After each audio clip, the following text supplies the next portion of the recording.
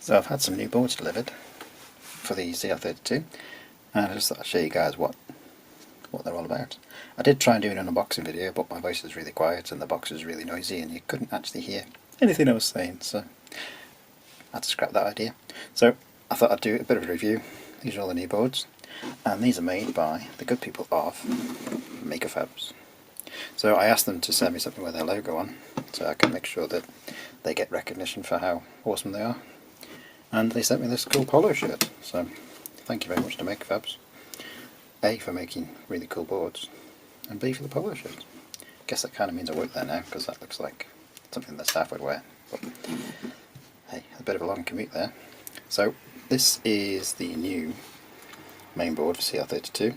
It's currently got a reflective LCD on there when I've been testing it. And up on the front, there's not much difference to the old one. There's a QR code on the add-on slot, just so it can take you to the website to look at things. But other than that, they're pretty much similar on the front. The only thing actually to note is the LEDs for the backlight.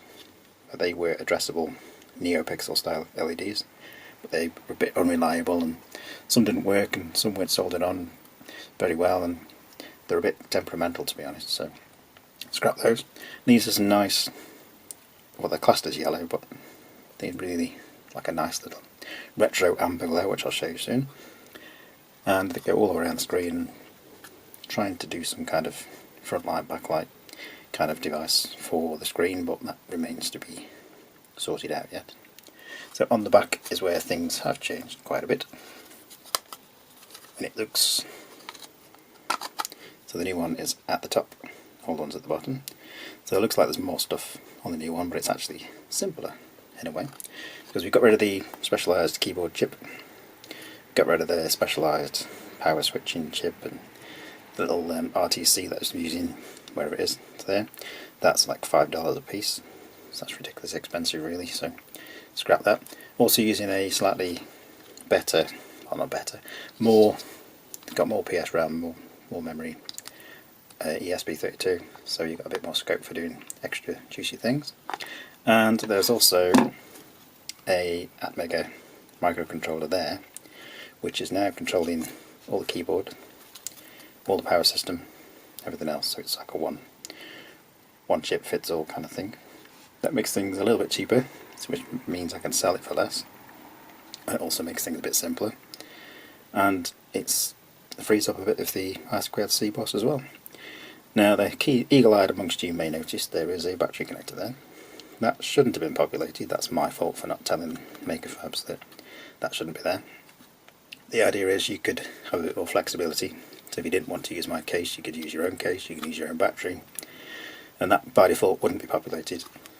But you could either solder battery cables onto the pads, or you could solder the connector on yourself if you were so inclined, and choose whatever battery you wanted. This resistor there, that's also my fault. I kind of forgot that the battery was there, adding things in. So that shouldn't cause too much issue, but I could always relocate that if necessary. So we've got, up at the top there, we've got an extra few antenna connectors there. So that will allow you to, any connectors that are, any add-on boards that have antennas, that by default pipes through to the connector here, which then goes to the back plate, which has got antennas built into it. But this will allow you can solder some jumpers on here. Get some focus on that. Solder some jumpers on there. You can then divert the connection to the little antenna connector there, so you can use your own decent antenna that's quite close to the actual board, so you get better connection. What else has changed on there?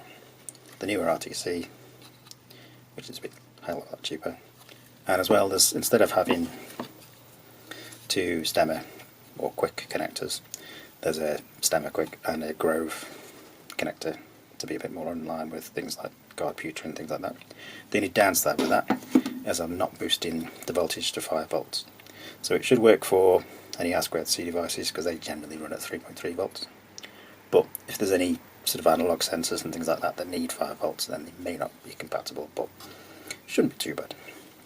And also there's some mounting hardware. I did put them on the last board, but I just kind of put them where I could fit them, so it's a bit willy-nilly. So I actually chose where to put them first. So there's one on each side of the USB. So if you're using antennas later on and other things, and you want to use your own case and all sorts of things, you can actually use proper hardware screws if you want to. So that is obviously the main board. The face board looks almost identical, but if we can get some focus, you may notice the legends are a bit clearer, especially like the Q, and which other ones are good examples, like the X as well. It's a really nice X, and then that's not quite so easy to see. And then up over here there is a nice gold power icon. So the power button is now actually part of the keyboard. So there's no dedicated power button at the bottom like there used to be. It's all part of the keyboard. And then on the back plate there is still the built-in antennas. You can just see those in the reflection. So they're probably not brilliant, but they're there as a starting point. But now you've got actual connectors for big chunky antennas. If you're using any wireless stuff, you want to play with that. And then on the other side as well, there's also a couple of tiny pads for miniature antennas as well. And then we've got the same jumpers there as well. So if you want to divert the connection from the internal antenna to that antenna, you can just solder a jumper.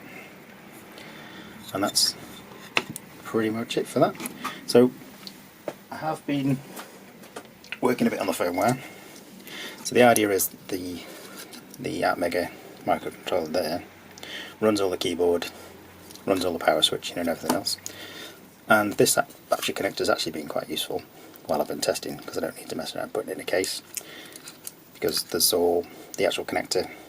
These tiny little pins there are the pins for the to program the microcontroller, so it's a little bit tricky to do that when it's in a case. So what I also have in here, take that out of this pen, there's a bit of proof of life, a bit of an LED test built into it. So when you plug in the battery, if I can do this whilst keeping it on camera, plug in the battery, you get a little flashy LED show, and you can see the colour of those LEDs on there. And then if I get something, I've not put any snap domes on this, I need to populate all these domes, but it takes a bit of time. So see if we can get this screw to connect the pins. So we can turn it on, and it does turn on, and the device actually works, but obviously the keyboard's not properly set up yet.